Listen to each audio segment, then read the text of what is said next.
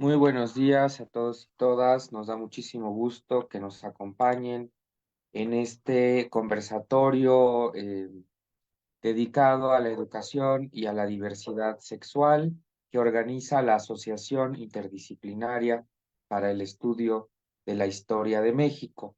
Me da muchísimo gusto decirles que en esta mesa me acompaña Carolina Terán Hinojosa, Gerardo Zavala Sánchez, Amanda Montergamiño, Efrén González Pérez y Claudia Altaira. Todos ellos van a dialogar durante la próxima par de horas sobre la cuestión y el estado de la diversidad sexual en la educación en nuestro país. Y además tendremos 2 horas, digo, 2 mesas más. Es un conversatorio que está hecho de 3 secciones. Y bueno, pues nos da muchísimo gusto que nos acompañen a través de las redes sociales de la Asociación Interdisciplinaria para el Estudio de la Historia de México. Por supuesto, a nombre de su presidente, el doctor Rodrigo Vega Ortega Báez, y de la mesa directiva, pues agradecemos también a todos y todas las personas que participaron en realizar este evento.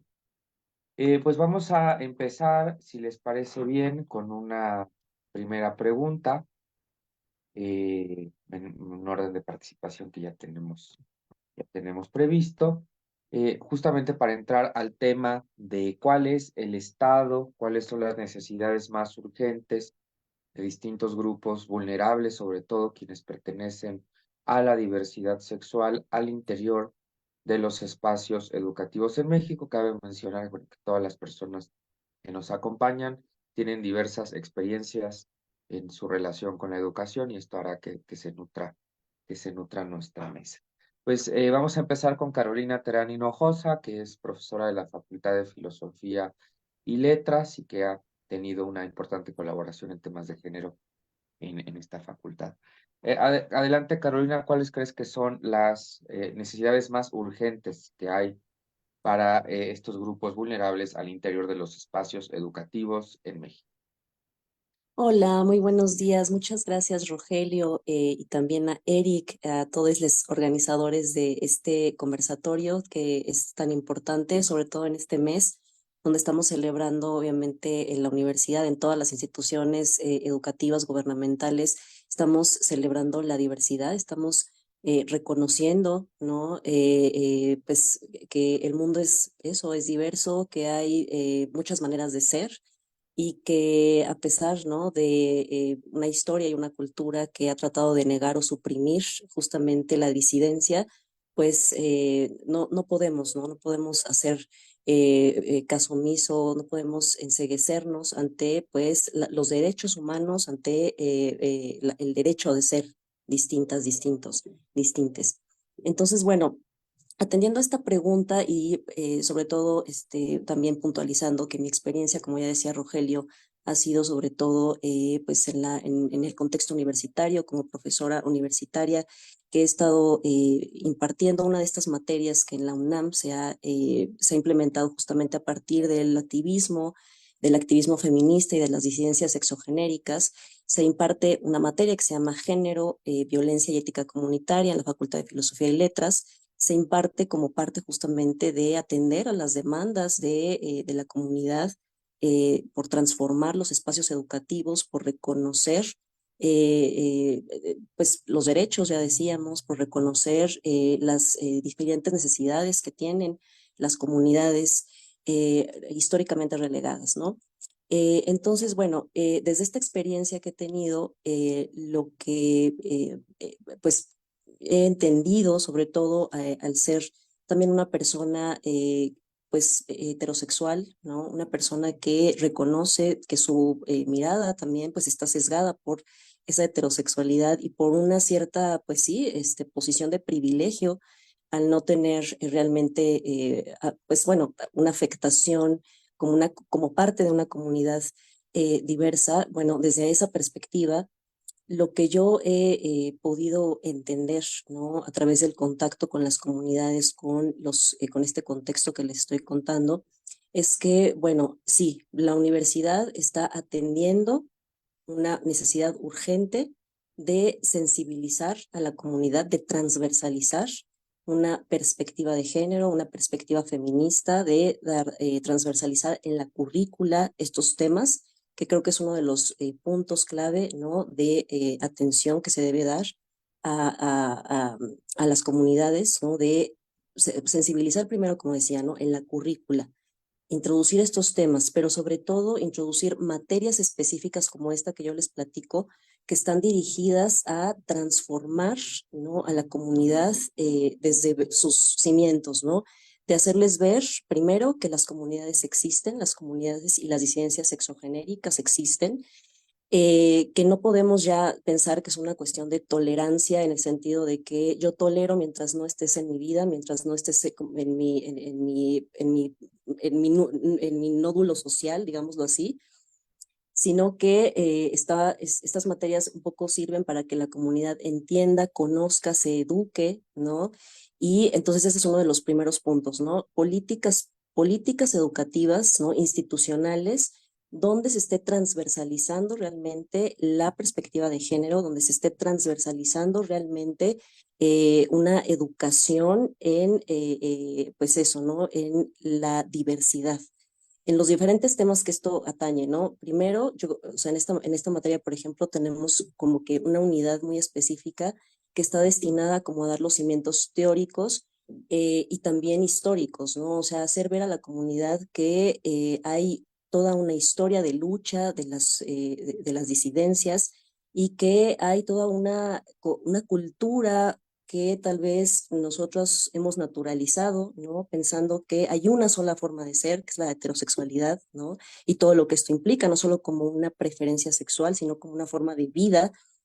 Y luego bueno, les repito, ¿no?, hay esta unidad que es sobre todo teórica, histórica, pero luego hay toda una unidad que trata de la violencia, ¿no? Y que hace entender a la población estudiantil que la violencia se presenta de muchas maneras, ¿no? Hay muchas formas de ser violento, y que esto no tiene nada más que ver con la violencia física, ¿no? También invisibilizar, también no dar voz, ¿no? Eso también es violencia. Y finalmente hay toda una unidad, ¿no? Para terminar rápido con este tema de la experiencia que ha habido en esta materia, hay toda una unidad que se refiere sobre todo a cómo reconstruir a la comunidad desde esta mirada diferente, ¿no? De cómo hacernos parte, ¿no? Hacer parte, les repito, no solo desde la tolerancia, pensando la tolerancia como tú estás allá, yo estoy acá y no nos comunicamos, ¿no? Tolero que existas. O sea, la tolerancia no se trata de esto, ¿no? Sino de hacer realmente parte de y convivir, ¿no? Porque somos, en la Facultad de Filosofía en particular, y esto pasa en muchas facultades, pues hay una diversidad de cosmovisiones, ¿no?, que conviven, que cohabitan y que a veces, y ha sido la experiencia de muchos años, a veces parece que las personas andan, ¿no?, como átomos, ¿no?, sin realmente construir comunidad. Y lo que falta mucho es eso, ¿no? Es que las políticas educativas no solamente se centren como, pues sí, en imponer una teoría, si quieren ustedes, en imponer una perspectiva, una doctrina, ¿no? Que la gente no sienta que es una doctrina más bien, sino que realmente nos apropiemos y entendamos por qué esto es necesario de conocerlo y no verlo como una imposición, sino verlo como algo que nos va a servir para reconstruir. Entonces es eso, ¿no? Por supuesto que también hacen falta, ¿no?, a la mano de la mano con estas políticas educativas que van transversalizando la perspectiva de género, que van sensibilizando a la comunidad y tratando de reconstruir a la comunidad. Hacen falta también, pues, protocolos específicos, ¿no?, para la atención a la violencia que sufren las comunidades las diversas, ¿no? Las disidencias sexogenéricas en particular. Y estos protocolos, pues, nos falta muchísimo, yo creo, ¿no? También en la universidad existía un protocolo, bueno, existe un protocolo, pero muchas veces hay problemas, ¿no?, en su implementación, sobre todo cuando las autoridades mismas a veces no están sensibilizadas en esos temas. Entonces, ese es otro de los grandes temas que tiene que cubrir, ¿no? Las instituciones educativas. No solo se trata de sensibilizar a la población, a la comunidad estudiantil, de establecer los protocolos o la normativa, se trata también de educar a nuestro personal docente, pero también al personal administrativo, a las autoridades, porque a veces justamente el hecho de que falte, ¿no?, una perspectiva de género en la implementación de la política pública, eso es lo que pues obstaculiza un cambio, una transformación. Entonces hace falta sí eso, ¿no? Educación, pero educación en todos los ámbitos, ¿no? El estudiantil, en el administrativo, incluso, bueno, entre también los trabajadores, todas las personas que hacen la comunidad universitaria. Bueno, hasta ahí yo me quedaría ahorita, ¿sí? Desde esta experiencia voy a seguir platicándoles mucho más, espero, ¿no? Compartiéndoles de esto, pero bueno, doy paso a, creo que, no sé si ya hasta aquí está bien de tiempo, Rogelio. Sí, está bien, Carolina, como un primer acercamiento. Ahorita regresaremos contigo y ahora le voy a dar la palabra a Gerardo Zavala Sánchez, quien no, también es profesor de la Facultad de Filosofía y Letras y quien ha estado al frente en algunos momentos también de las licenciaturas en bibliotecología, si no me estoy confundiendo. Y bueno, él también me pareció importante que nos cuente desde su experiencia cuáles creen que son las necesidades más urgentes para atender el tema de la diversidad sexual en la educación. Adelante, Gerardo. Sí, buenos días a todos y qué bueno que estamos aquí el día de hoy dialogando entre distintas personas que pues nos gusta hablar ahora sí que los domingos en la mañana y que nos levantamos aquí temprano para estar dialogando y charlando frente a todos ustedes el día de hoy. Y al igual que Carolina, pues somos profesores de la misma facultad, entonces trataré también de dar otra perspectiva porque creo que va a ser similar porque estamos en un mismo espacio. Sin embargo, trataré de complementar lo que menciona la profesora Carolina, porque pues trabajamos realmente en el mismo edificio seguramente. Y bueno, yo empezaría, Rogelio, y seguramente los demás también me van a apoyar en esto. ¿Todos tenemos acceso a estos espacios educativos? Entonces aquí me gustaría como empezar con esta pregunta, ya que desde mi perspectiva aún existen condiciones de desigualdad estructural que impiden que todos tengamos acceso a los espacios educativos. Creo que esto es como algo que podemos empezar a dialogar. Si bien es cierto que mi experiencia docente me ha llevado a hablar desde un privilegio educativo universitario, en la mejor universidad del país, que es la UNAM, y por supuesto en lo que me he desempeñado también en otras actividades docentes y administrativo docentes, como la Escuela Nacional de Bibliotecarios y de Bibliotecarios de Bibliotecología y Archivonomía del Politécnico Nacional en este momento, y mi educación en una universidad también pública estatal. Por lo tanto, aquí tendríamos que pensar en que necesitamos incluir de primera entrada en diferentes programas educativos, no solamente universitarios, sino en la educación pública en nuestro país, temas de manera transversal, como ya se mencionó, que valoren, reconozcan y visibilicen también los grupos que se encuentran en una situación de vulnerabilidad. Esto de primera entrada, porque sin esta visibilidad, pues no se reconocería también tanto las cuestiones de derechos humanos, también la importancia de cada una de las comunidades que nos encontramos eh, también en una situación de vulnerabilidad, y sobre todo para que se cree conciencia y en las diferentes autoridades que ahora sí que administran el sistema educativo nacional, sobre las políticas para cumplir que los derechos de todas las personas que se encuentran en una situación de vulnerabilidad tengan ahora sí todas las oportunidades para entrar en estos espacios educativos que se mencionan. Esto creo que podemos ir dialogando. Ahora, también cabría señalar que necesitamos mirar mucho más allá de la propia Ciudad de México donde nos encontramos, Muchos de nosotros hemos nacido seguramente en otros estados de la República y también hay que voltear a ver estos estados, en qué situación se encuentran. Si preguntamos realmente, por ejemplo, una ciudad como la que yo vengo, que es Monterrey, Nuevo León, es una situación totalmente distinta. No se piensa, por ejemplo, o como lo hemos estado dialogando en estos minutos, con ese tipo de temas. Para ellos, para cierto grupo, estos temas, pues a lo mejor no están en su agenda, ¿no? En su agenda académica universitaria, en el caso de la universidad en la que yo estudié. Sin embargo, el ir generando estas políticas y también viendo, y esto lo vamos a hablar posteriormente, viendo el espacio universitario como un apoyo y también una generación de políticas dentro de estos espacios universitarios para que se repliquen en otras actividades educativas del país, también funcionaría también como un engranaje para cumplir diferentes posturas educativas.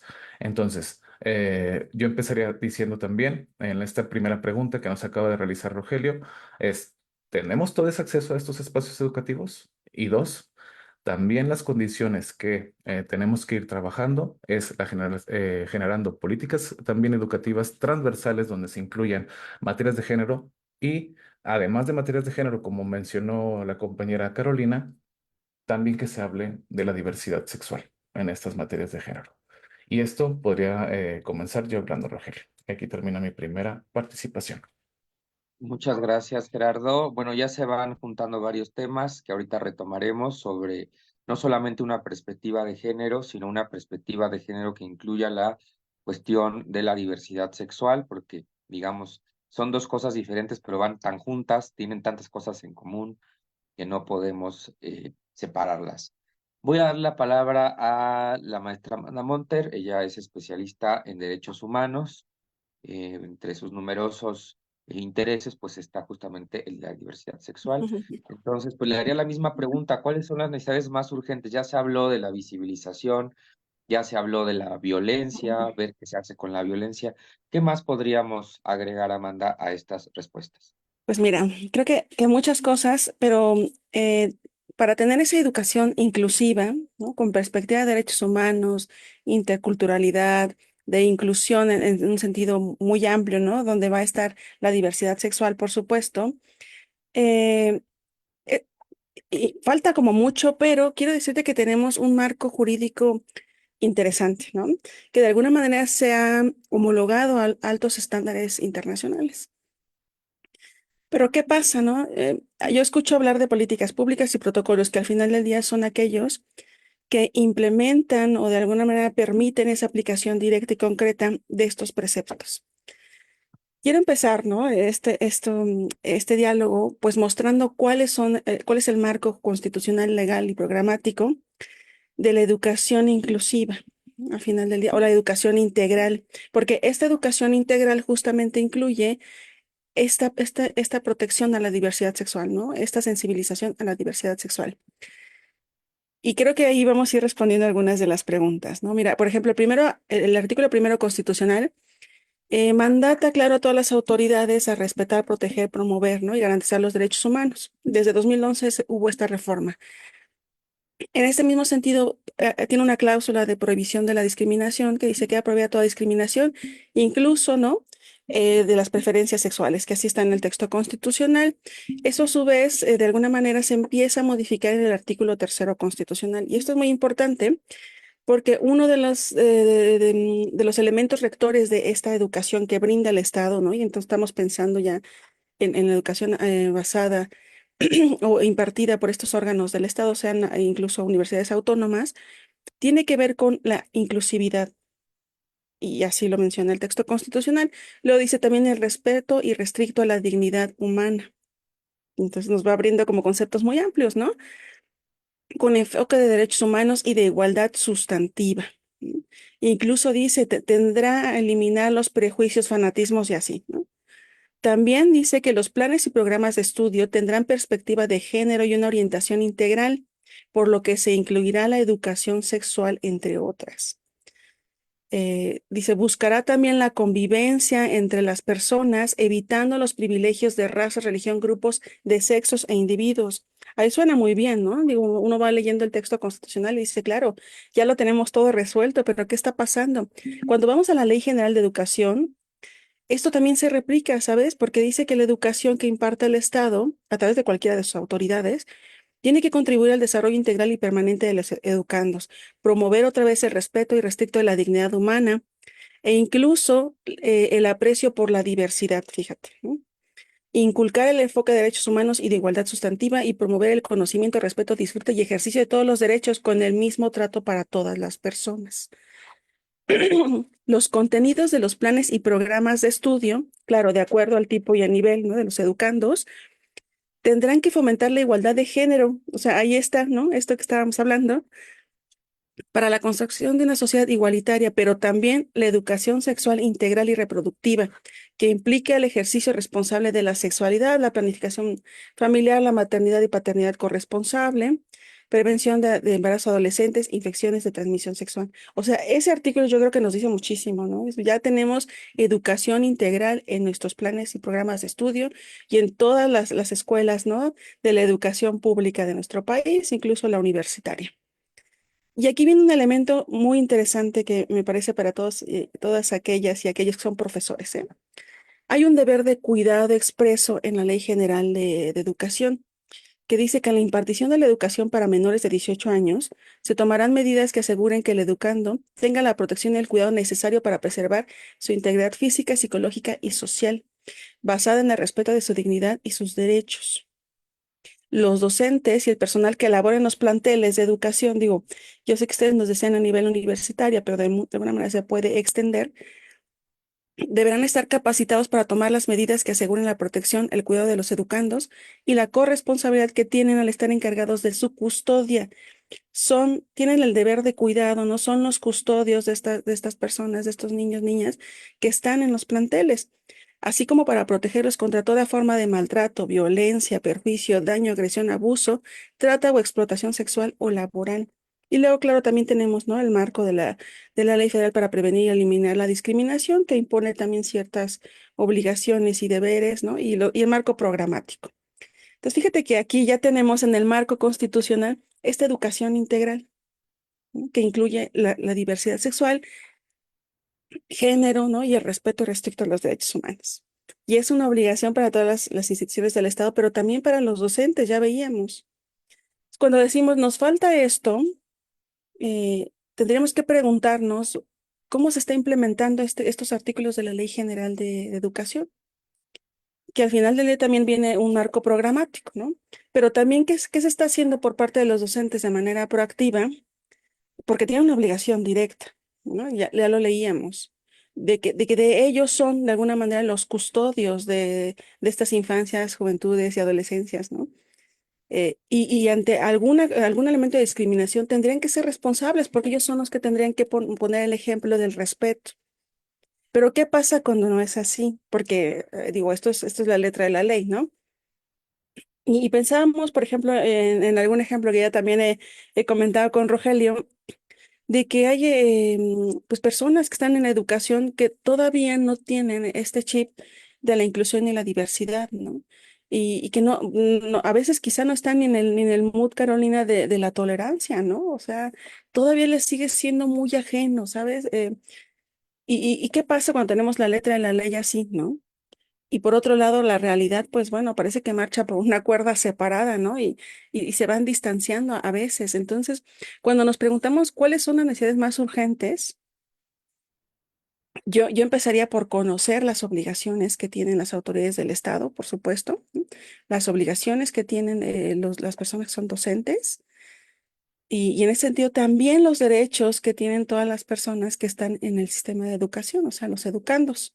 Eso me parece muy importante porque en la medida en que conozcamos nuestros derechos y nuestras obligaciones, creo que nos vamos a ir ciñendo, ¿no?, a cuál es la línea que se tiene que seguir, ¿no? O sea, el camino para que esto prospere, porque miren, podemos tener un montón de políticas y protocolos, ¿no? Pero si al final del día, entre que no se conocen y entre que todavía no me entra el chip, ¿no?, o no logro asimilar cuál es mi obligación en principio, ¿no? Como estar al frente de la educación, pero no solo en las aulas, veíamos los artículos constitucionales y legales que decía todo el personal, ¿no? Que era algo que Carolina decía, pero también los administrativos, incluso las personas que pueden coadyuvar, por ejemplo, ¿no? En el mantenimiento de las instituciones.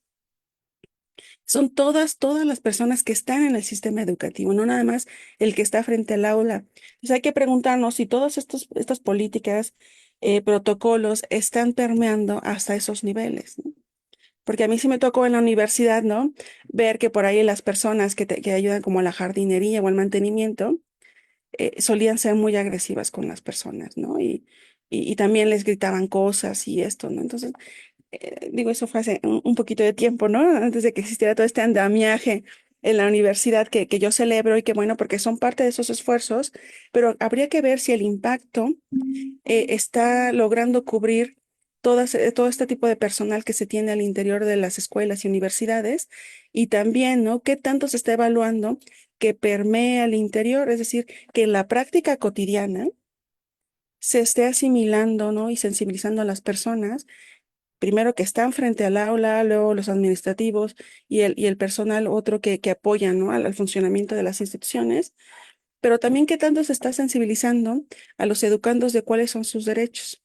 Y yo lo voy a dejar aquí porque quiero hablar después de la educación integral, ¿no? Que va a incluir justamente estos elementos de género y diversidad sexual. Pero ya hoy en día ya hablamos de educación integral desde el texto constitucional, que generalmente es el derecho el que va detrás de la realidad, ¿no?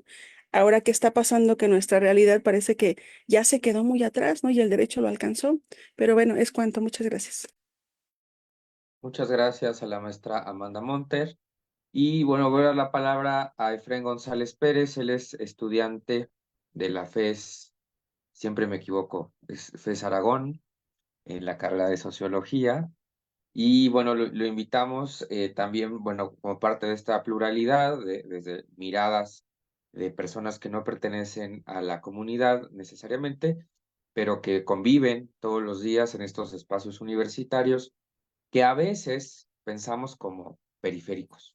Entonces, bueno, ya nos dirá Efren qué está pasando en estos espacios y cuál ha sido su experiencia y qué nos puede decir de lo que resulta más urgente de atender en términos de la inclusión de la diversidad sexual en términos educativos. Adelante, Efren, por favor. Gracias,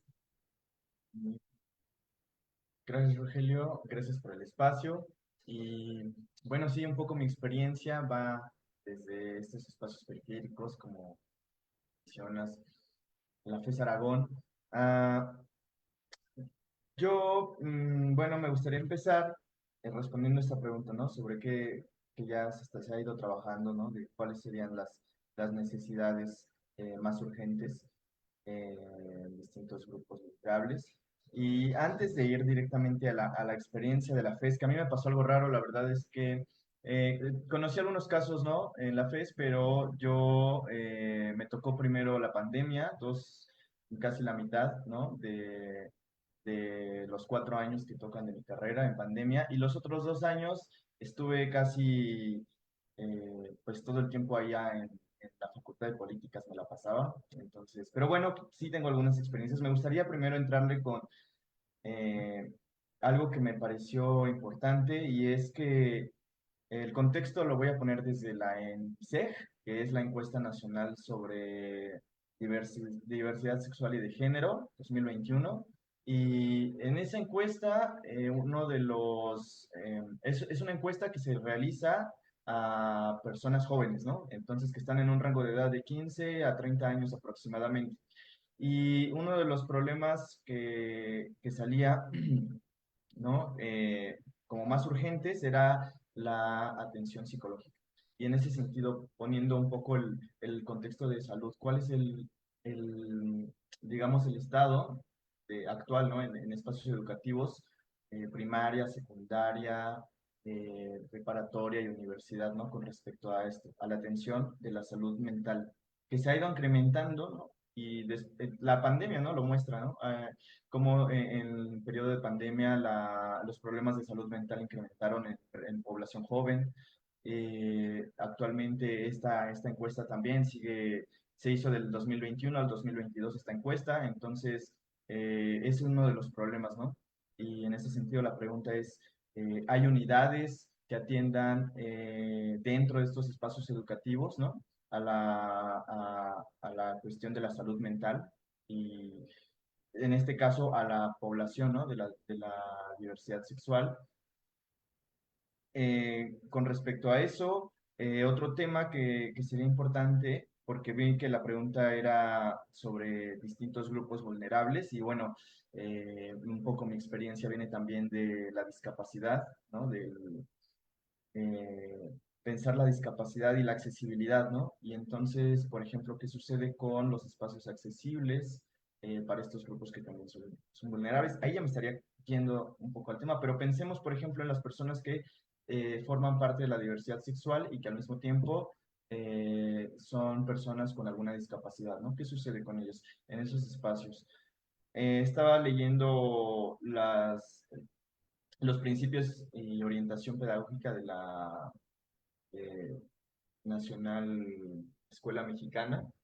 Y bueno, voy a leer dos párrafos que me pareció interesante, ¿no? Primero, la NEM suscribe a los Objetivos de Desarrollo Sostenible, ODS, y la Agenda 2030 de la Organización de las Naciones Unidas. En particular, atiende el ODS 4, número 4, que es Educación de Calidad, que refiere a garantizar una educación inclusiva, equitativa y de calidad y promover oportunidades de aprendizaje durante la vida para todas y todos. Entonces, esto me hace pensar que justo, a ver, la norma, como ya mencionaba Amanda, eh, desde el plano jurídico se busca, ¿no? Ya tener espacios inclusivos en equidad y de calidad. Pero ¿qué sucede ya en la práctica?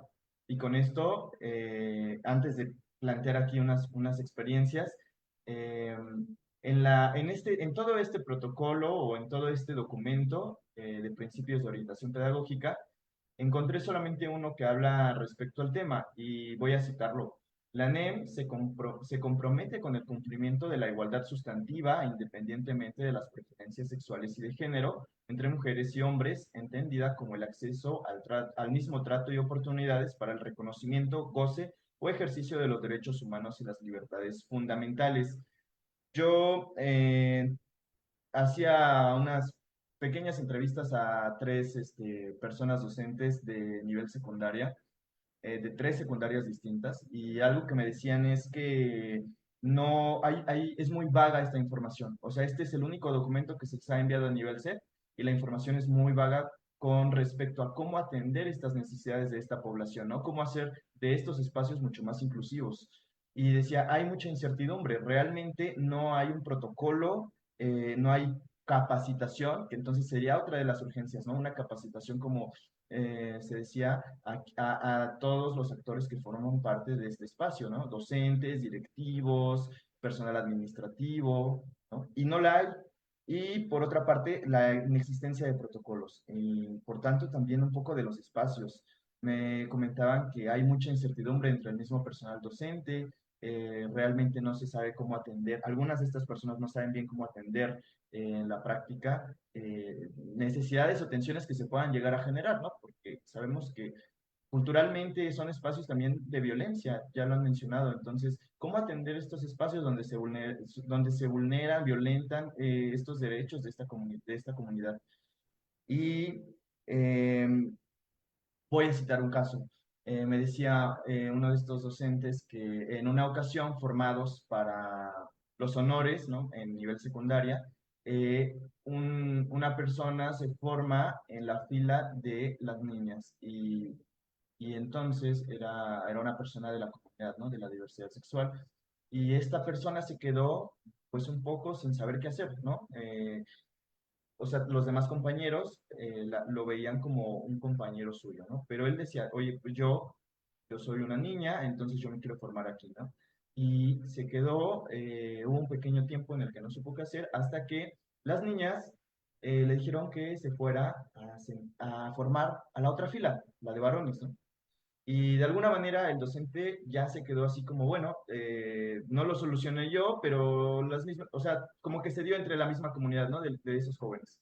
pero no supo qué hacer, ¿no? O sea, y de alguna forma esa inclusión o ese respeto a, ok, está, tú te identificas aquí, te quieres formar aquí, está de acuerdo, ¿no? Pero no supo cómo resolver esa situación. Entonces, yo hasta ahí lo dejaría como que hace falta más especificación, más atención, ¿no? Y más capacitación en esos espacios. Muchas gracias, Efren. Bueno, estamos por acabar esta primera ronda, no sin antes agradecer a todas las personas que nos están siguiendo en las redes sociales. Nos mandan saludos Baruch, que ve Ernesto Che Guevara, Guevarra, ¿no? Imagínense, desde Chiapas nos manda saludos. Y Yadira Cárdenas Tagle también nos manda saludos a la maestra Amanda. Entonces, bueno, síganos escribiendo sus preguntas, comentarios. Para cerrar esta ronda, vamos a pedirle a Claudia Altaira. Ella, pues, es académica de distintas instituciones, ha trabajado fundamentalmente historia de la educación y forma parte de esta asociación, la Asociación Interdisciplinaria para el Estudio de la Historia de México, que nos diga sus comentarios acerca de cuáles son los pendientes más urgentes que observa para que las instituciones puedan incluir, asumir, atender la cuestión de la diversidad sexual. Adelante, Claudia, bienvenida. Muchísimas gracias, Rogelio y Eric, por la invitación a este conversatorio y pues también es un placer estar aquí conversando con distintos especialistas y colegas. Bueno, me voy a centrar, si bien en que ya se hizo evidente que la participación para pues justamente atender esta problemática tan importante que está vinculada con los derechos humanos, ¿no? Y específicamente con los derechos contra la discriminación, ¿no? Y también el derecho de contar con una identidad, ¿no? Y que ésta sea respetada. Eh, pues me voy a centrar en la comunidad docente y cómo la capacitación es algo fundamental.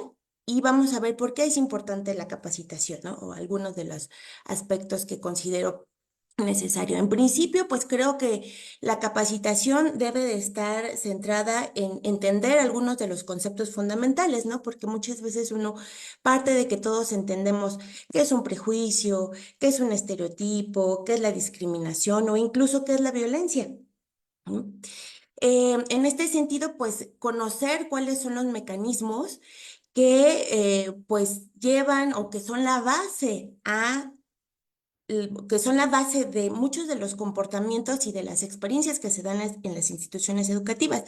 Es decir, conocer qué es lo que va generando todas estas ideas en torno a la sexodiversidad, hacia la identidad, y que pues tiene que ver justamente con esto, con los prejuicios, con los estereotipos, en qué consiste cada uno, y todo ello pues dirigido, por supuesto, a una mayor aceptación y respeto pues de todas las personas, ¿no? En general. En este sentido, bueno, pues también hay que considerar que hay que fomentar o por lo menos tener cuáles son las nociones de qué es un espacio y un entorno seguro. Es decir, cómo se pueden identificar, cómo se pueden abordar estas situaciones que, como nos comentaba este Fren, de discriminación, de también acoso, qué es el acoso también, y todo ello, bueno, pues para que vaya de lado o también de la mano más bien con las políticas, con aquellas estrategias que tienen las instituciones educativas para atender las diversas problemáticas, ¿no? Em, También considero que es importante promover de manera transversal conceptos como son, o el conocimiento de los conceptos como son inclusividad, igualdad, qué es la diferencia entre igualdad y equidad, y todo ello pues que se vaya adaptando a los distintos métodos de enseñanza y que pues siempre tenga como este componente de ejemplos precisos para entender en qué momento se puede atender o no, o identificar. Em, por otro lado, pues sí es fundamental conocer las categorías específicas de género, identidad sexual, em, pues entre muchas otras, ¿no? Orientación sexual, porque muchas veces, muchas veces el docente ni siquiera logra entenderlas y por ende, pues transmitirlas es muy complicado, ¿no? Les cuento una experiencia de una de las instituciones en las que soy docente y es una materia problemática en el sentido, la materia de perspectiva de género, porque finalmente a veces los perfiles de quienes están impartiendo estas materias, no en todas las instituciones, pero sí en algunas, no se adaptan del todo a los contenidos. Ello que ha llevado, bueno, pues a muchos roces y que realmente la materia se vea como algo no importante dentro de la currícula específica de las disciplinas. En ese sentido, considero que es necesaria una vinculación en donde se permita justamente conectar con disciplina y también este tipo de conocimientos y porque es necesario dentro de la formación de una institución que no solamente tiene el objetivo de brindar saberes, sino también valores. Esto también lo vinculo con la necesidad de estrategias de pedagogías inclusivas, es decir, que se debe de contar con herramientas que permitan a los educadores fomentar este aprendizaje inclusivo y esto también debe ir acompañado con materiales educativos específicos. Y finalmente, bueno, pues también considero que es importante la formación de habilidades en conflictos, con el manejo de conflictos y todo ello, bueno, pues para en un inicio saber derivar a qué apoyos son necesarios para los estudiantes que lo necesiten según las problemáticas o las inquietudes que van presentando. Esto es importante también para poder intervenir adecuadamente en situaciones de acoso, de discriminación, entre otras muchas. Y bueno, yo con esto finalizo mi intervención. Muchas gracias. Muchas gracias a Claudia Altaira por su participación. Bueno, vamos a la segunda ronda que intentaremos recuperar algunas cuestiones de este diagnóstico para buscar si se puede, pues, pues no sé, plantear buenas prácticas, plantear cambios más concretos, más específicos. Me gustó varios temas que se fueron mencionando, como revisar el cómo aplicar, ¿no? Qué bueno que están las leyes, pero y luego, ¿será un espacio respetuoso? ¿Y eso qué significa? ¿Cómo lo vamos a lograr? O cuestiones como atender la diversidad, decir que es un espacio seguro, pero ¿cómo lo vamos a construir?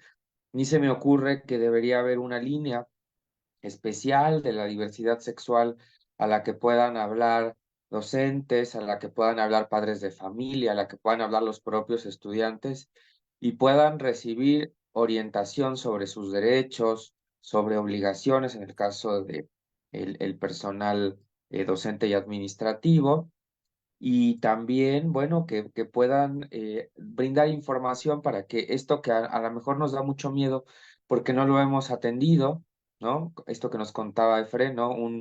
Una persona que, pues, hemos visto como varón, pero que de repente dice, yo me quiero formar en la fila de las niñas porque mi identidad se va construyendo hacia ese espacio y de repente esto deja helados a profesores, directivos, padres de familia que no saben qué hacer y dónde están los espacios, dónde están los especialistas en contacto directo con la población. Creo que ahí valdría mucho la pena que se hiciera una línea especial donde hubiera realmente atención a estas políticas. Bueno, vamos a ir en el orden que íbamos para mantener el orden y el progreso de esta charla. Entonces vamos a pedirle a Carolina, por favor, que nos comente esto. Adelante, Carolina. Claro, vamos hacia la siguiente pregunta, ¿no? La pregunta sobre qué pueden hacer las comunidades universitarias, ¿no? Para solucionar las problemáticas de violación de derechos humanos a la diversidad sexual. Yo aquí quiero primero retomar un tema que Claudia acaba también de resaltar, que es justamente el tema de las resistencias que las propias autoridades tienen para implementar la política pública, implementar la normativa que ya está establecida, de la que nos habla Amanda, que sabemos que existe en la universidad, bueno, en algunas universidades, y que justamente a mí la pregunta que siempre tengo al estar en contacto con grupos de docentes, y ahorita les hablo de otra experiencia que tengo en otra universidad también estatal pública, donde no existen protocolos, no existe, o sea, en sentido estricto no existe la política que en la UNAM vemos, pues ya con cada vez con más presencia, ¿no? Incluso existe un órgano específico, una entidad específica que es la Coordinación para la Igualdad de Género, y que eso es algo muy importante. Y aunque existe esto, aunque se está implementando de muchas maneras, creo que la Universidad Nacional Autónoma de México está tratando de implementar la política pública, vemos las resistencias, ¿no? Resistencias de los cuerpos docentes, resistencias del alumnado. La pregunta que yo siempre me hago es cómo lidiar con esas resistencias en una institución donde, les repito, existe la entidad específica que implementa la política pública o que está destinada a implementarla, pero también en instituciones donde no las hay. Entonces, ¿qué pasa en esos casos? Es lo que yo siempre me pregunto. Lo que yo veo, por ejemplo, en la otra universidad donde imparto cursos y donde no existen protocolos, donde no existe una coordinación específica para la igualdad de género, lo que yo he visto es que ahí es muy importante justamente la organización de la comunidad estudiantil, ¿no? Tú decías ahorita, ¿no, Rogelio? Bueno, que se implemente una línea, pero para que se implemente una línea, ¿no? De ayuda, una línea de atención, pues debe haber ese órgano, ¿no? Específico para que atienda, ¿no? Desde la institución. Cuando no la hay, es la comunidad la que tiene que organizarse. Definitivamente, ¿no? Es la comunidad la que tiene que, pues, tejer las redes de apoyo, ¿no? Que son tan necesarias. Y eso también tiene sus problemas, porque lo que hemos visto, ¿no? Lo que también tuvimos esa experiencia en la UNAM, es que cuando la comunidad también se organiza y implementa estrategias de resistencia, ¿sí? Estrategias de denuncia autónomas, como son los tendederos, los scratches otras estrategias, bueno, vemos que sí, o sea, son importantes estas estrategias para visibilizar el problema, pero la atención institucional no está ahí. Entonces muchas veces se queda como el registro histórico del que vamos a hablar en la siguiente ronda, que es muy importante el registro histórico, pero pues que le falta, ¿no? O sea, falta a esa organización, le falta como el complemento justamente de pues la atención institucional que debe existir para que realmente haya una transformación. No quiero demeritar, por supuesto, todo el esfuerzo del activismo estudiantil, que es muy importante, pero siempre tiene que estar ese activismo informado, ¿no? Ese activismo, o sea, las comunidades estudiantiles, aquí es otro de los grandes puntos que debemos sensibilizar, en los que nos debemos sensibilizar, es que como comunidad estudiantil hay que conocer las normativas, ¿no? Incluso como comunidad administrativa, como comunidad docente, ¿no? Esto de lo que nos hablaba Amanda, tenemos que conocer que existe el marco legal, que existe el marco institucional, y eso es muy importante entre el activismo, ¿no? Que se conozca qué se puede hacer y cómo se puede hacer, porque la experiencia, desgraciadamente, de las estrategias que quedan fuera de la normativa, como los escracheos, como los tendederos, es que se visibilizó un problema en algún momento, pero al final no hubo las repercusiones deseadas, ¿no? Para las personas que eran denunciadas, más bien informalmente hablando, ¿no?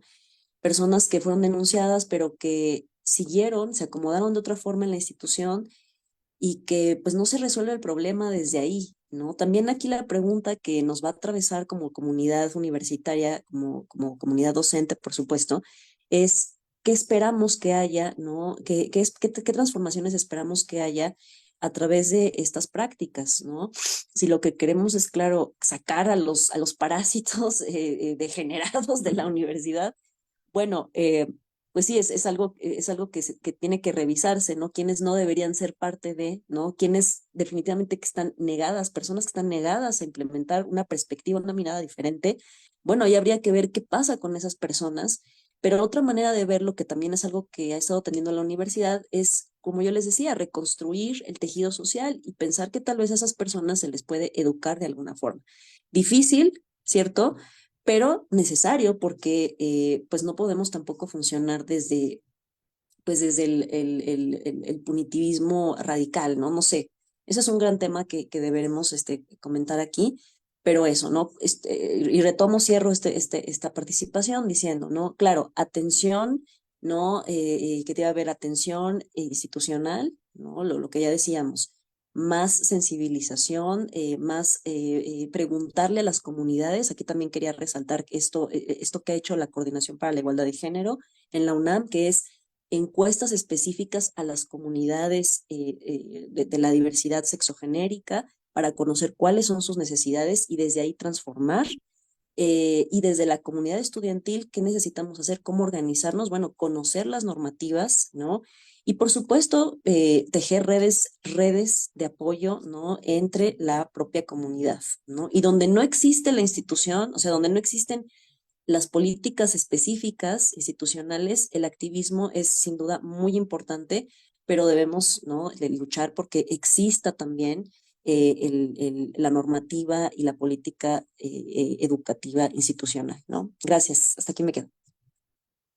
Muchas gracias a la maestra Carolina Terán. Vamos a dar la palabra ahora al doctor Gerardo Zavala Sánchez, que bueno, ya nos adelantaba algunas cosas en su anterior participación, pero bueno, es momento de poder redondear si hay alguna propuesta, si hay algún elemento que considere fundamental para ir atendiendo estas necesidades y urgencias de la comunidad LGBTQ y más en la educación. Adelante, por favor. Gracias, Rogelio. Y pues bueno, atendiendo la siguiente pregunta, referente a las problemáticas, la solución de problemáticas de violación de derechos a la diversidad sexual en las comunidades universitarias, yo comenzaría diciendo que a nivel general de la universidad, por ejemplo, en donde yo he trabajado, debemos escuchar primero a nuestra propia comunidad y por su parte también ir generando espacios para que esta comunidad universitaria, en donde no nada más se encuentran, por ejemplo, las autoridades, sino somos todos, ¿no? Les estudiantes, docentes, personal administrativo, y pues se dialogue y a través de este diálogo se puedan llegar a desarrollar políticas, espacios y también programas que aporten también a los derechos de la diversidad sexual. Eso de entrada. Lo cual falta y queda pendiente, es un tema pendiente también en la propia universidad. Sí se ha trabajado, sin embargo, se necesita seguir trabajando y colaborando con las propias comunidades. Ahora, también eso a nivel general, si nos vamos a nivel interno de facultades y escuelas, por ejemplo, debemos crear estrategias y políticas dentro de las escuelas para proteger la integridad y los derechos de los estudiantes y también del cuerpo docente. Esto porque, pues, sin lugar a dudas, tenemos que aplicarlo directamente en la facultad o la escuela donde trabajamos para poder también pues, promoviendo este tipo de acciones a nivel universitario a forma más general. Además de estos eventos, también quiero como poner énfasis en que no nada más hay que realizar como eventos relacionados con temas de la diversidad sexual en el mes de junio, sino todo el año y reconocer como pues que sí es muy interesante que se realice también, importante que se realicen los eventos en junio, sino también algo que se ha dicho en otros congresos y coloquios y conversatorios que se han tenido en la Facultad, por ejemplo, de Filosofía y Letras, es no nada más hacerlo en este mes, sino también en otros meses del año. Y bueno, por supuesto que otra de las cuestiones también importantes es continuar colaborando con las autoridades universitarias en en la elaboración de medidas de prevención y reparación de problemáticas relacionadas con la diversidad sexual, que también es algo que debemos realizar todos los días que tenemos acciones en la propia universidad. Y bueno, también, por último, quiero mencionar que la UNESCO nos dice también que el reconocimiento de que existe el acoso y la violencia en los planteles educativos y el gobierno, las autoridades que administran estos espacios educativos, por lo tanto, deben generar mecanismos y estrategias para apoyar a todas las personas a través de servicios sociales, también, por supuesto, legales y de salud que aporten a las diferentes comunidades de la diversidad sexual. Y pues con eso termino mi comentario, Rogelio. Muchas gracias al doctor Gerardo Zavala Sánchez, de nuevo me parece, Amanda, que va apareciendo el problema de cómo traducir los reglamentos, las normatividades, las sugerencias de todas las instituciones a los hechos concretos. Entonces, bueno, tú ya planteabas este tema, ya existe un marco legal, ya existe en letra un espíritu educativo integral que protege a las minorías, a los grupos vulnerables, pero pues no está pasando del todo. No vamos a decir que no hay avances, que no está sucediendo algo, pero todavía lamentablemente nos llegan muchas noticias de muchas personas que están sufriendo discriminación o que no pueden acceder por completo a sus derechos. ¿Qué podrías proponer, Amanda, para que se atienda esta violación continua, permanente, todavía muy recurrente de derechos de estos colectivos? Sí, justo, ¿no? Ya hablamos del andamiaje jurídico y de las necesidades que advertimos, ¿no? Todas y todos dentro de, pues los centros de educación. Y también hablábamos de la capacitación y de las resistencias. Fíjate que yo no he notado, ¿no? Cómo algunas instituciones de educación y los cuerpos docentes de estas, principalmente, y no se diga también las personas administrativas, de alguna manera piensan que no son personas servidoras públicas. No me queda muy claro por qué. El que tengas una autonomía para ejercer las gestiones en materia de educación no significa que las personas que laboran dentro, ¿no? Y que reciben un recurso público como salario o contraprestación están exentas del cumplimiento de ciertas normas, ¿no? Es a lo que voy.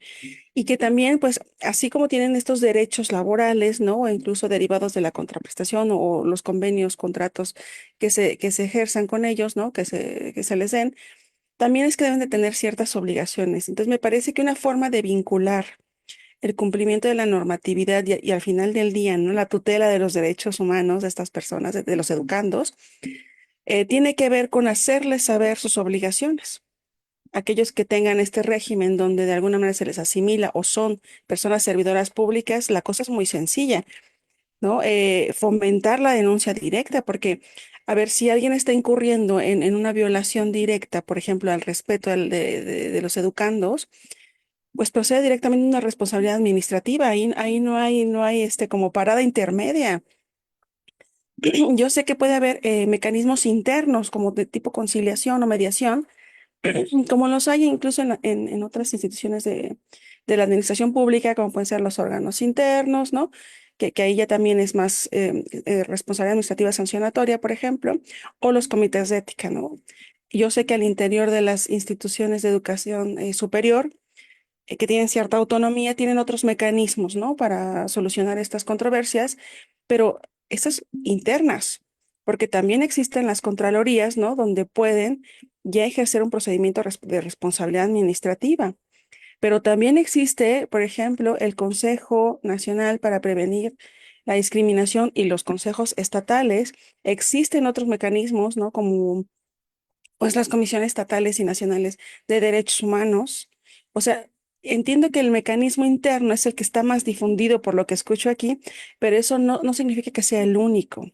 Y está muy bien que existan estas acciones colectivas de las que nos hablaba Carolina, como estos tendederos, este mecanismo, vamos, sancionatorio social, ¿no? Por decirlo así, pero que no tiene ya un efecto vinculatorio o obligacional fuerte, que es ahí donde desgraciadamente mucha gente empieza a entender, ¿no? Que esto va en serio, que el derecho no solo es en papel cuando empiezan las sanciones. Decía Carolina, ¿por qué seguimos reciclando a estas personas que vemos claramente que no solo no entienden sus obligaciones, ¿no? O no las quieren entender, sino siguen vulnerando a los educandos? Pues claro, porque quizá no hemos recurrido al mecanismo verdaderamente interesante, ¿no? El que de verdad va a tener una responsabilidad. Ahora bien, si yo estoy advirtiendo dentro de las instituciones, ¿no? Por ejemplo, que tengo un tendedero contra un profesor, vamos a decir algo, ¿no? Y ya ha sido de manera recurrente, esto le llamamos una red flag, ¿no? Puede ser que no nada más el hecho de que te esté quemando en redes sociales o ponga papeles ahí, ¿no? En la escuela, signifique de inmediato una responsabilidad, pero como institución yo debería, estoy vinculado a investigar qué está pasando. Y de alguna manera, pues vimos el marco legal y aquí quien tendría la carga de la prueba en estos casos de acoso, y lo dicen los mecanismos nacionales e internacionales y la jurisprudencia de la Corte, en casos de acoso, ¿no? Quien tiene la carga de la prueba de que no sucedió es el denunciado. En este caso sería el profesor de decir que se comportó conforme las normas.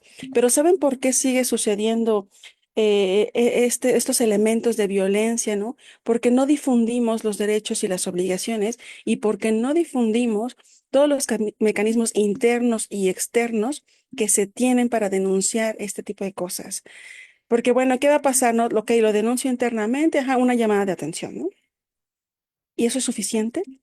O nada más lo cambio de adscripción o lo cambio de plantel. ¿Eso es suficiente? ¿Verdad que no? No, porque vamos reciclando el mal, por decirlo, ¿no? Pero la persona claramente tiene un problema, ¿no? Y generalmente la violencia siempre es, pues, increciendo, ¿no? Una persona que se siente impune, por supuesto que lo vuelve a hacer una y otra vez, e incluso basta sofisticar sus métodos, ¿no? Entonces, ¿qué es lo que tenemos que hacer? Irnos ya directo con los elementos donde le genere una responsabilidad, donde esa persona queda claro que no es apta para estar en un plantel frente a un grupo, por ejemplo, ¿no? Pero eso pasa mucho por, claro, la falta de capacitación no solo, sino también por el desconocimiento de los derechos de los educandos y las obligaciones que tienen todas las personas que están dentro de los planteles educativos cualquiera que sea su función. Todos y todas tienen obligaciones. Y estas obligaciones, si las incumplimos, la norma claramente dice que tienes una responsabilidad al respecto. Es decir, al incumplir la norma como cualquier persona servidora pública, pues se te puede investigar y de ser el caso se te va a sancionar. Y esto queda en tu expediente. Y entonces tendríamos que ver también que cuando haya mecanismos de promoción, por ejemplo, ¿no? De que ahora soy docente y quiero ser director, directora de una escuela, si tú tienes este tipo de registros en tu expediente, te debería descalificar. Como te descalifica como persona servidora pública, por ejemplo, con la ley 3 de 3 en materia de violencia de género, que si tú tienes este tipo de sanciones en tu expediente, ya no puedes ocupar, has demostrado no tener la probidad necesaria para ser parte del servicio público. Pero lo que a mí no me queda luego muy claro es por qué las universidades que son autónomas, que reciben el recurso público, y también algunos centros, ¿no? De educación media superior y así, se sienten ajenos al marco legal. Porque, a ver, la autonomía para dictar, por ejemplo, cátedra al interior, no te exime, o sea, no te manda a otra dimensión, ¿no? Donde hay otras leyes. Siguen siendo las mismas. Y puede haber mecanismos internos, eso sí, ¿no? Para conciliar, para mediar, pero a ver, también afuera están esas otras responsabilidades y esas otras instancias a las que se debe recurrir. No hay que seguir reciclando este tipo de personas. Sí hay que denunciarlas, pero por los medios que les van a ser vinculantes. Y también esta resistencia, claro, ¿no? Porque qué mejor forma de decir, yo no soy impune, ¿no? Por ejemplo pensando que no hay una ley que nos restringe nuestro actuar. No, claro que lo hay. Y la mejor manera es dándola a conocer. Pero ¿por qué no damos a conocer estos mecanismos externos? Digo, qué bien que al interior nos tratemos de autorregular, porque eso es lo ideal, ¿no? Buscar la prevención, eso sí. Pero también existe esos otros elementos que me parece que es parte de la resistencia en los centros educativos no enseñar, no mostrar que te puedes ir a otras instancias, que si aquí al interior nos estamos cubriendo para que no haya problemas, yo no lo voy a dejar ahí, ¿no? Siempre tengo otros medios que puedo agotar y eso es lo que nos está faltando, ¿no? Claro que también la sensibilización para todas y todas las personas que están dentro de los centros educativos y también para el alumnado. Entonces, a mí me parece que eso también es parte de lo que nos está faltando y una de las cosas que puede evitar que sigamos violentando los derechos de las personas, ¿no? Creo que lo dejaré aquí y pues ya, para seguir avanzando. Muchas gracias. Muchas gracias, Amanda. A mí me gusta mucho lo que dices, pero también lamento que muchas de estas denuncias, escracheos, están dirigidos sobre todo a la violencia contra las mujeres. No, eso no lo lamento, lo que lamento es que no se ha extendido a la transfobia, a la homofobia. Ahí no vemos estas mismas posibilidades de reacción. Todavía vemos a las comunidades pues con muchos más problemas para presentar estas denuncias, porque a la vez que me estoy sufriendo en la escuela, tendría que asumir frente a mi familia, eh, posiblemente que estoy en una condición. diferente de vivir mi sexualidad y entonces a lo mejor me abstengo porque ¿cómo voy a exhibirme doble o tres veces frente a una situación donde ya estoy siendo victimizado? Entonces yo nada más diré esto, ahorita lo retomamos, que sí, afortunadamente se han generado estos espacios contra la violencia contra las mujeres, pero todavía me parece que no alcanzan a llegar a cubrir la violencia transfóbica y la violencia homofóbica, lesbófoba, entre muchas otras que todavía están presentes. Y de manera me parece que tiene mayor complicidades y mayores sigilos en muchos espacios. Pero ahorita lo comentamos. Bueno, vamos con Efren. Estamos a punto de acabar nuestra segunda ronda. Y bueno, y tendremos una tercera ronda ya mucho más breve para un tema más y las conclusiones, pero todavía hay que comentar algo sobre esto, Efren. ¿Cuáles son las acciones, cuáles son los elementos que se tienen que hacer para combatir estas violaciones a derechos de las personas de la comunidad LGBTQ y más? Mm, Bueno, trayendo ahora sí un poco la comparativa en mi experiencia, eh, una y otra escuela dentro de la misma UNAM, yo creo que hace falta, a ver, en el caso de la FES Aragón, que pude pues contrastar ya cuando fui a la Facultad de Políticas, no hay materia, o sea, la malla curricular no abarca temas sobre la comunidad y la diversidad sexual, ¿no? O sea, yo, por ejemplo, decía Carolina, ¿no? Hay una materia ahí en la Facultad de Filosofía sobre género, violencia y ética comunitaria. En la Facultad de Políticas y Sociales está género y la materia de género y masculinidades, que creo que ahora ya, no creo, creo que sí ya es desde el año pasado que ya es obligatoria, ¿no? A todas las carreras de ahí. Está feminismos y su lucha en la modernidad, eso es otra materia. Pero en el caso de la FES Aragón, por ejemplo, no. Entonces creo que esa sería una cuestión que es necesaria, ¿no? Yo creo que ampliar la malla curricular eh, pues a temas de educación, ¿no? Que terminen sensibilizando o que vayan haciendo ahí un progreso, ¿no? En visibilizar a esta comunidad. Ahora pienso en lo que decía eh, Gerardo, me parece, sobre la falta de visibilización, ¿no? De la comunidad y que ahora lo asocio con lo que mencionabas hace un rato de las diferentes violencias que casi no se visibilizan, ¿no? Bifobia, transfobia y lesfobia. En el 2020 apenas se integró en el censo, ¿no? De INEGI la categoría para visibilizar a las comunidades afro. Pero ¿qué pasa con la comunidad de la diversidad sexual? No se ha incluido, por ejemplo, matrimonios o en el caso de personas jóvenes que es como acotándolo, ¿no? A este conversatorio, tampoco no se ha preguntado, sino hasta la INDICEG, pero que de alguna manera es reducida y no, esta estadística no se puede desagregar, ¿no? Los datos no se pueden desagregar para visibilizar, para poder combinar variables, para identificar problemas de violencia y identificar en este caso violencias que no se han visibilizado, ¿no? Como ya mencionabas, la bifobia, lesfobia. Entonces, con lo que decía Gerardo, ¿no? Hacer más estadísticas, más censos dentro de las universidades, dentro de esos espacios, pues para visibilizar las distintas necesidades, ¿no? Y también desde ahí poder atender con mayor urgencia una u otra problemática. Otra cosa, y que aquí me gustaría plantearle una especie de pregunta, me acuerdo que una vez yo le preguntaba a una persona de la comunidad y después le pregunté a otra, el lenguaje inclusivo, ¿no? Y me decía, yo realmente esta es una duda, yo preguntaba, oye, cuando se habla de les, se incluye a las y los, y una persona me decía que sí, ¿no? De la comunidad. Después le preguntaba a otra persona de la comunidad y me decía, mira, no, tienes que mencionar las, los y les, porque les no agota a las y los.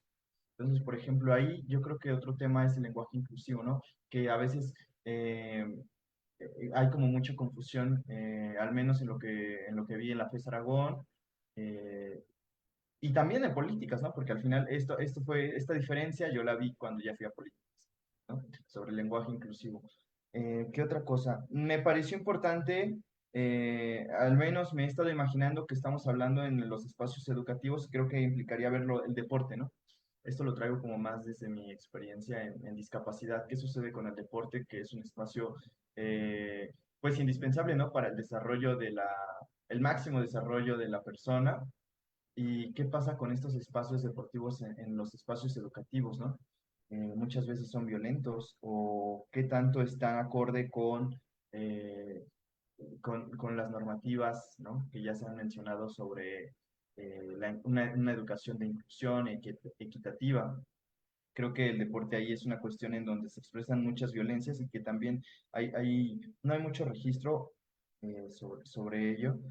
Eh, y bueno, creo que sería eso con lo que me gustaría cerrar de participación. Gracias.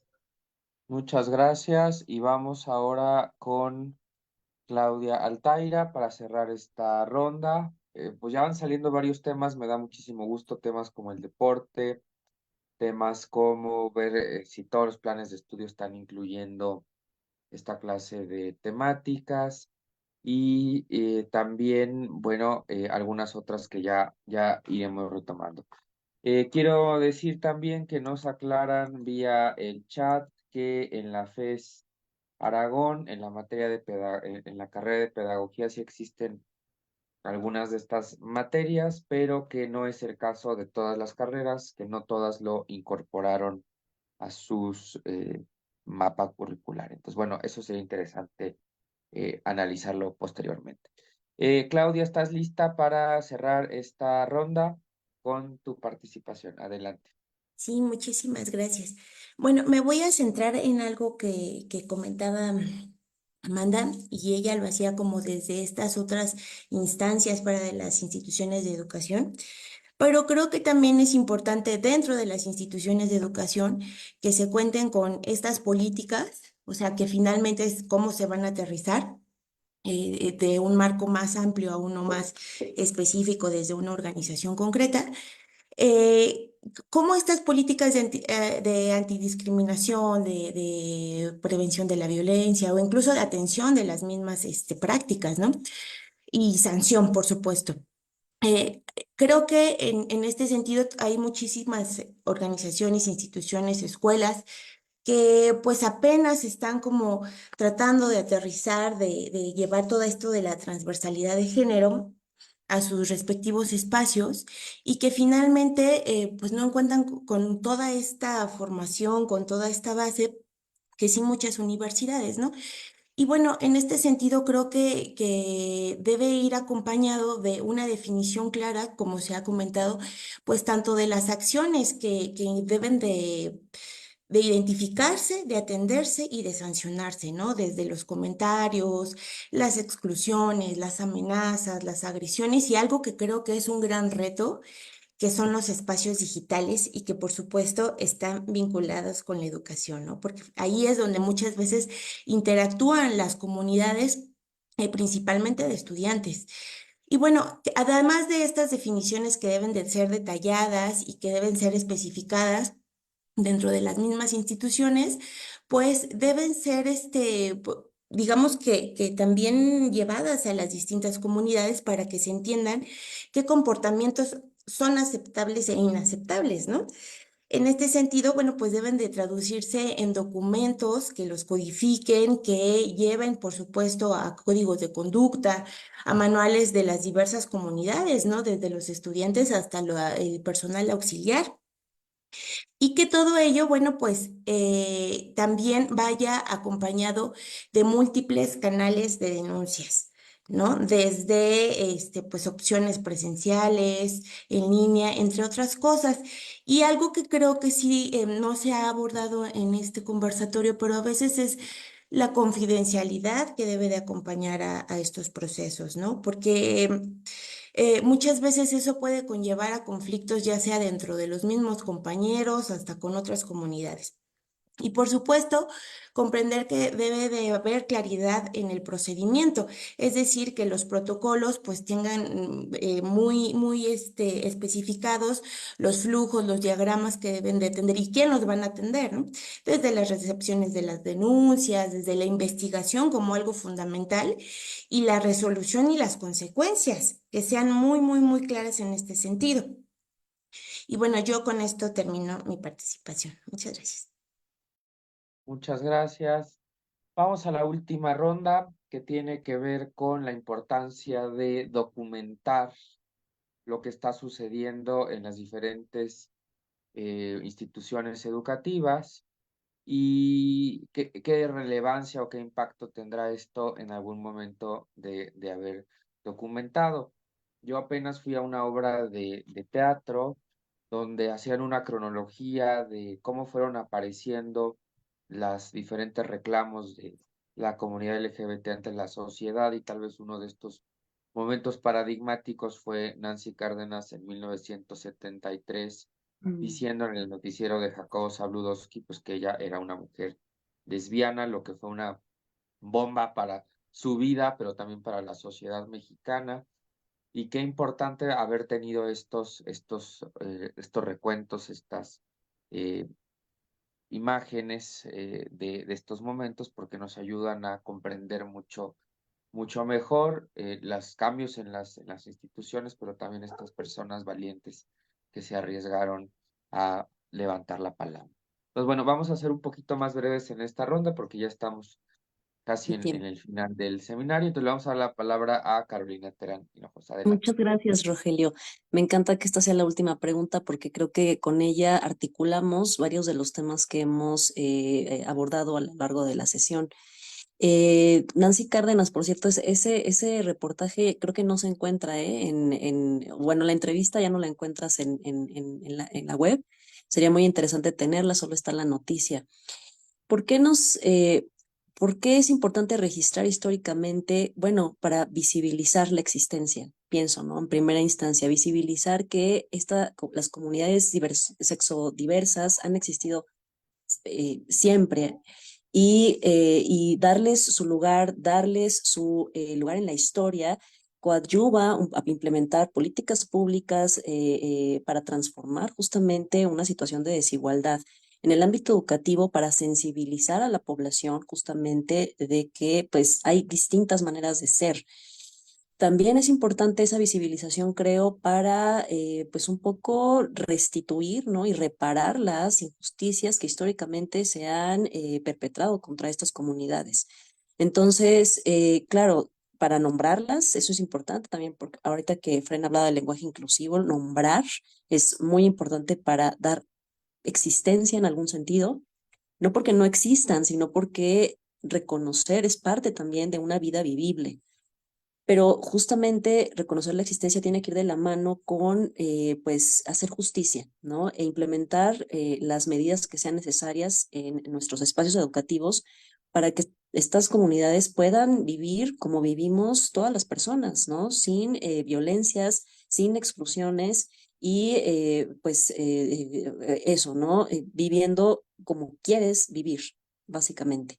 Entonces, bueno, yo me quedaría ahí un poco en que sin esa visibilización histórica no sería posible una transformación integral, ¿no? Una implementación de políticas públicas, una atención específica a las necesidades de esas comunidades y una transformación totalmente en nuestra cosmovisión, ¿no? En esa aceptación que necesitamos hacer, yo repito, ¿no? Con esto que comenzaba, no solo pensar como tolerar en el sentido de te dejo vivir allá, sino como reconstruir la comunidad y entender, comprender verdaderamente. Pues aquí me quedo. Muchas gracias.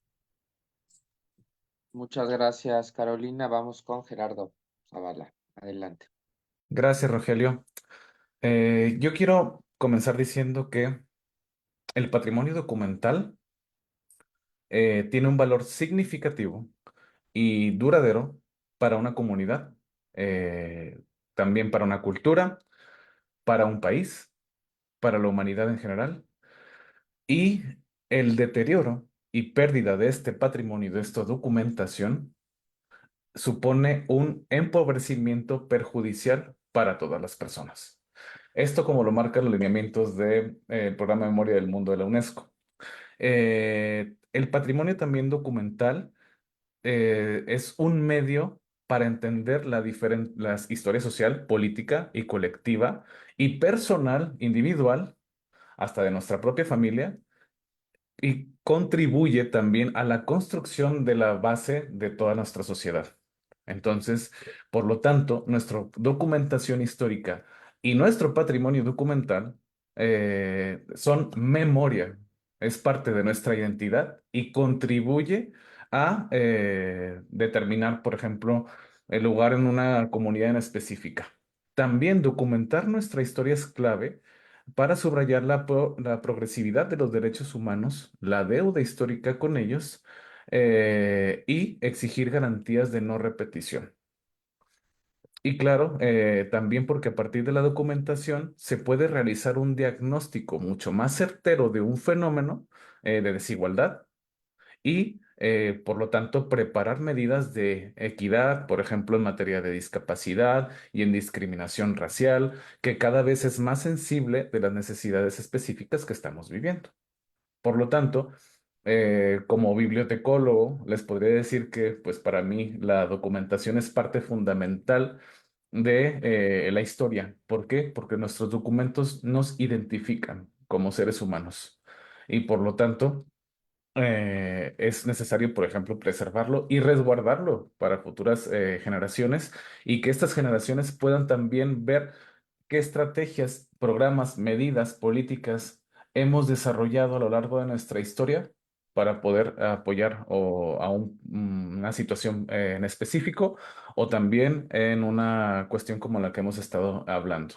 A ver, y por último, quisiera mencionar que sin esta propia documentación, la historia de nuestra comunidad, de las diversidades sexuales, también no tendrían, por ejemplo, no podríamos ver estas imágenes de lucha, no podemos ver estas imágenes de cómo se ha ido desarrollando nuestra propia historia y por lo tanto hay que crear tanto archivos, hay que crear bibliotecas, hay que crear unidades de información que difundan y sobre todo pues lleven a todas las comunidades nuestros documentos históricos que por supuesto nos identifican. Y con esto cierro mi participación.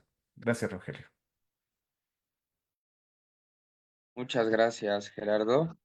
Vamos a dar la palabra a la maestra Amanda Montes. Pues sí, mira, ya sin repetir lo que ya dijeron, ya dijo Carolina y muy bien, ay, se me fue Gerardo. Em, Creo que solo basta recuperar, pues efectivamente, ¿no? Generar esta documentación y albergarla, pues nos ayuda a la memoria histórica, efectivamente, pero también a garantizar el derecho a la verdad. Y ello tiene que ver con no dejar impunes ciertos elementos, ¿no? Por ejemplo, si yo ya sancioné a tales o cuales profesores, y hablábamos de reciclar el mal, ¿no? Por banalizar un poco el concepto, pues este derecho a verdad también le ayuda a las personas que fueron víctimas de estos perpetradores, ¿no? Y violentadores de derechos humanos, a darles cierta reivindicación, ¿no? Porque muchas veces en los casos de los acosos y de las discriminaciones, difícilmente alguien te cree, ¿no? La verdad es que es muy difícil, por lo menos hasta hace algunos años, era muy difícil acreditar que había sido discriminado. Pues si nada más te miró feo, ¿no? Nada más te siente en el rincón, ¿no? Nada más no te incluye. ¿No? Ajá, nada más te invisibiliza, no te dirige la palabra, ¿no? Ese tipo de cosas, pues siguen siendo violencia. Entonces, muchas veces se pensaba que esta violencia que se ejerce contra las personas pareciera que solo fuera física, ¿no?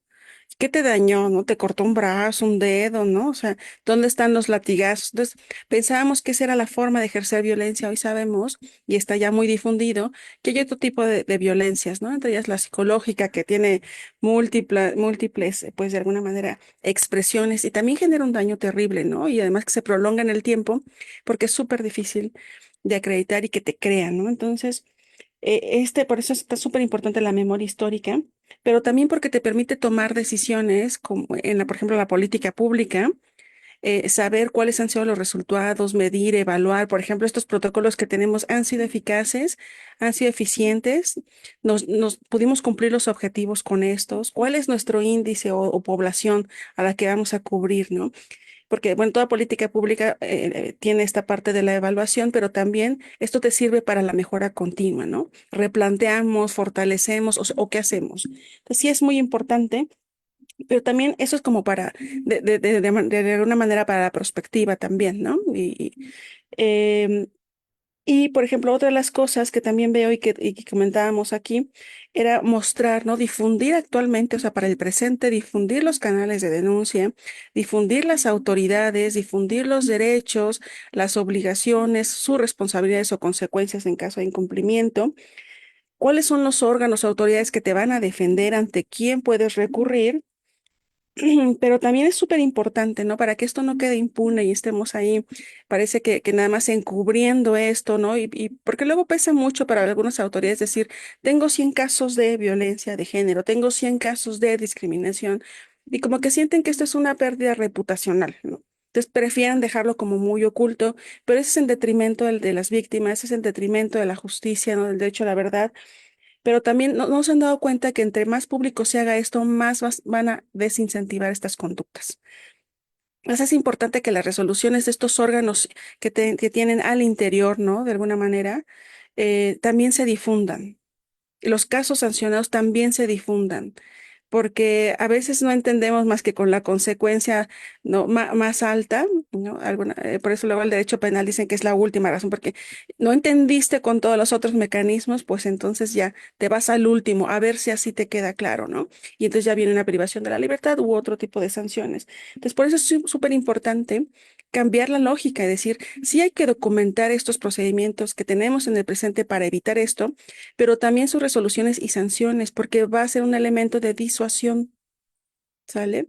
Eso es súper importante, y no lo ven así, ¿no? Piensan que nada más es la cuestión de prestigio, reputación. Tenemos 100 casos, pues sí, tienes esos 100 casos, qué bueno que ya te diste cuenta. Ahora, con base en esta memoria documental, ¿qué vas a hacer para prevenir? ¿No? Y en todo caso de que pase, para remediar, ¿no? O sea, sancionar y también respetar, pues, los derechos de las personas para no ser revictimizados. De esto hablaba Claudia, ¿no? Con estos canales de denuncia necesariamente siempre deben de tener una protección a los denunciantes, ¿no? Por supuesto, ¿no? Y eso pasa por la confidencialidad e incluso medidas cautelares o de protección que evitan que se siga perpetrando el acto, ¿no? Entonces, es muy importante documentarlo, difundirlo, porque eso es parte del conocimiento de nuestros derechos, obligaciones, y nos va a permitir prevenir este tipo de actos. Bueno, pues muchas gracias. Muchas gracias, Amanda. Pues te nos quedan dos participaciones para cerrar esta mesa. Les recordamos a quienes nos están viendo que habrá 2 mesas más, a la 1 y a las 4 de la tarde. Entonces, bueno, por esta misma página de la Asociación Interdisciplinaria para el Estudio de la Historia de México. Vamos con Efrén González Pérez. Adelante, Efrén. Sí, gracias. Bueno, a mí me gustaría ser muy concreto, pasándolo al contexto de la nueva escuela mexicana y la importancia del relato histórico, ¿no? De incluir a las luchas, ¿no? Las luchas, los logros, los desafíos de esta comunidad. Y preguntaba, ¿no? ¿Qué es lo que ya se ha comentado, ¿no? La transversalización de, de pues sí, de estas, de todo, de toda esta comunidad, en este caso en lo particular, en el caso histórico, ¿no? Y pregunta, oye, ¿hay dentro de la historia que se trabaja ahí en nivel secundaria, se llega a tocar un poco historia de las luchas de estas comunidades? Y decía, no, no hay nada, ¿no? Entonces creo que el relato histórico que incluya estas luchas, estos logros y los nuevos desafíos que están presentes para la comunidad en el nivel de secundaria, de preparatoria, creo que es muy importante para sensibilizar al mismo estudiantado, ¿no? Creo que eso sería lo que podría agregar, la importancia del relato histórico en la sensibilización. Muchas Muchas gracias. gracias. Gracias, Efrén. Y para concluir esta mesa y estas rondas, le vamos a dar la palabra a Claudia Altaira para que nos cuente qué piensa ella de ir documentando o qué tanto se está documentando lo que está sucediendo con la lucha de los diferentes colectivos de la diversidad en los espacios educativos. Adelante, Claudia. Muchas gracias. Pues me voy a centrar en la importancia de documentar esta historia, y creo que es importante porque finalmente esto puede derivar en el cuestionamiento de las memorias establecidas, ¿no? Y en este sentido, bueno, pues es importante este reconocimiento, como comentaba Fren, de las distintas luchas, de los movimientos, incluso de los personajes, en distintos aspectos. En principio, como una forma de inspiración para las nuevas generaciones, porque muchas veces el conocer lleva a concientizar y ese concientizar pues puede llevar a una actuación. Y por otro lado, visto desde ya las disciplinas, creo que es importante en el sentido de que puede llevar a generar preguntas específicas tanto a los documentos como a las distintas fuentes, ¿no? O sea, que sean revalorados, que sean reexaminados, pero bajo nuevos lentes, bajo nuevas miradas. Lo cual es fundamental, ¿no? Porque a pesar de que ya existan estos documentos que pueden ser conocidos, las preguntas nos pueden derivar en distintos resultados. Y eso es importante porque finalmente esto se va a transponer o se va a reflejar en la educación que se va a impartir posteriormente, ¿no? O sea, en este sentido siempre está vinculada la investigación con la docencia o bueno, se pretende que esté vinculada. También considero que pues este proceso de revisión crítica puede conllevar a un ejercicio de interdisciplinariedad fundamental, que es algo por lo que se está abogando en la actualidad, ¿no? Tanto en lo que se enseña como en lo que, en las distintas metodologías de investigación. Y bueno, pues con esto cierro mi participación. Gracias. Bueno, pues creo que ha sido un conversatorio muy interesante sobre los diferentes temas que, pues como un inicio, tendríamos que tomar en cuenta para la reflexión sobre la inclusión de la diversidad sexual en la educación y cómo van avanzando estos procesos de inclusión, de verdadera inclusión y no solamente tolerancia, como decía Amanda, en los espacios educativos, porque qué terrible nada más quedarnos a un nivel de la mera tolerancia, pero no la verdadera inclusión y eso implica que alguien se quede atrás en sus derechos. Bueno, quiero agradecerle a todas las personas que participaron en este conversatorio, a Gerardo, a Carolina, a Efren, a Amanda, a Claudia por su tiempo y su dedicación para este conversatorio, como decían, pararnos temprano el domingo para dialogar. Y bueno, les recordamos a todos y todas que habrá 2 mesas más, a la 1 y a las 3, en en esta misma página. Entonces, bueno, da tiempo de ir a rellenar la taza del café y regresar por estos lugares. Va a estar por aquí Amanda Monter como moderadora en la siguiente mesa. Entonces, pues nos despedimos, pero solamente un ratito y regresamos en unos momentos más para seguir con estos conversatorios de la Asociación Interdisciplinaria para el Estudio de la Historia de México. Muchas gracias. Hasta luego.